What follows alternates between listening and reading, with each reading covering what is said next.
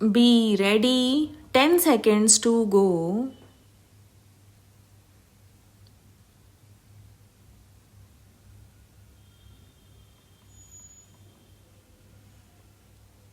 Start. 11 days ago, on International Women's Day, we reaffirmed our commitment to the economic empowerment of our sisters and mothers. Today, I am happy to announce that for the poorest women, substantial progress is being made to provide them financial security. Educating girls is the most valuable investment that any country can make in its future.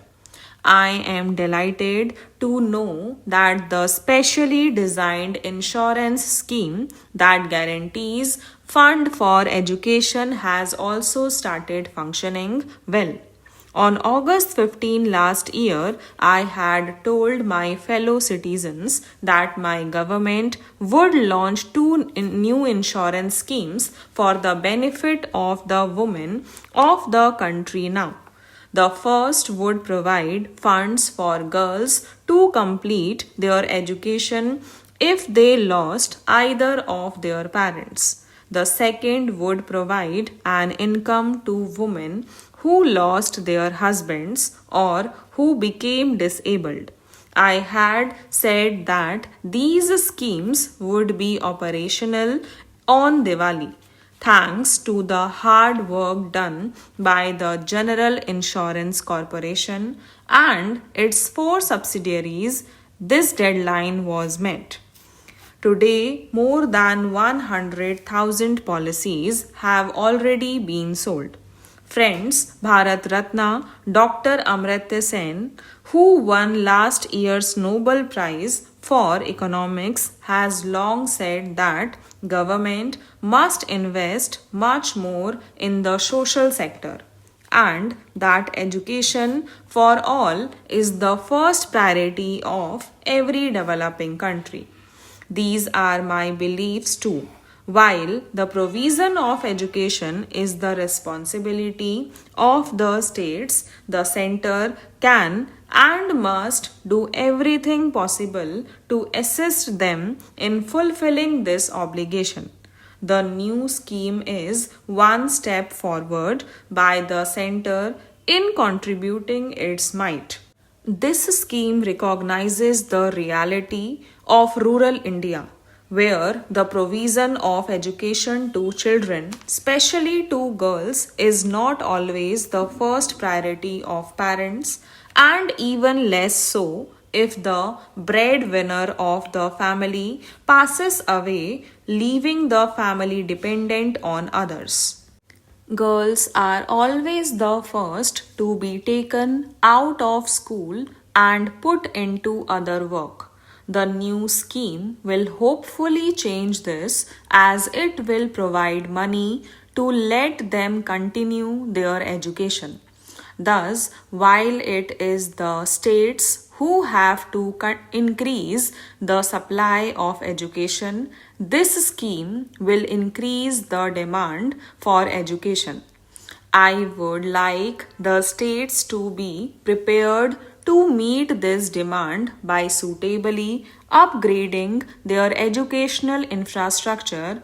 They should open new schools to provide education to girls in the respective states now.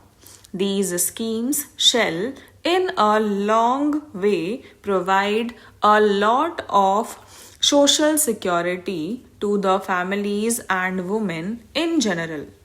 Many widows are not treated well in our society.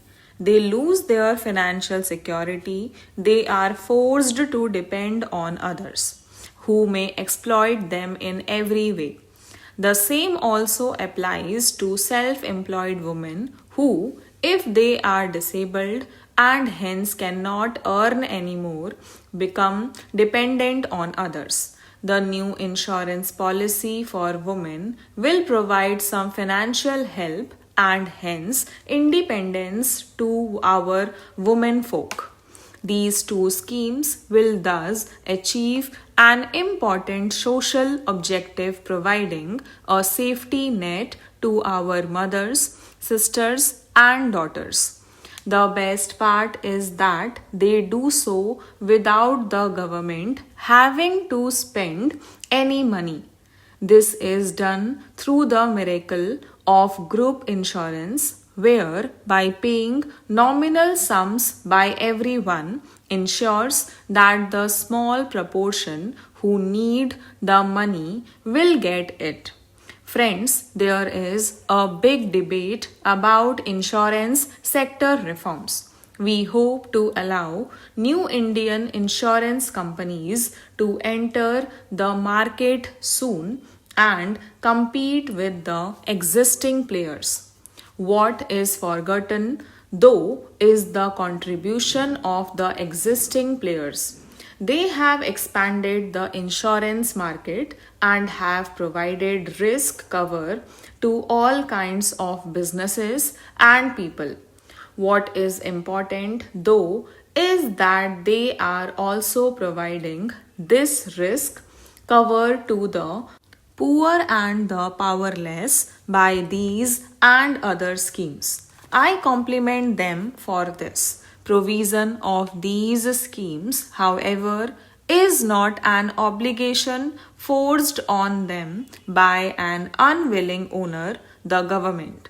Rather, thanks to their competence, these schemes are viable on their own. I would like that all future insurance companies also show their commitment to every section of society.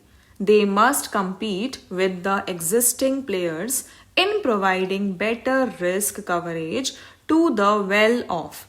At the same time, they must also compete in providing coverage to the poorest. Making new insurance schemes a success will, however, require the participation of the state government in a big way. They can and must take coverage of their residents in a larger way.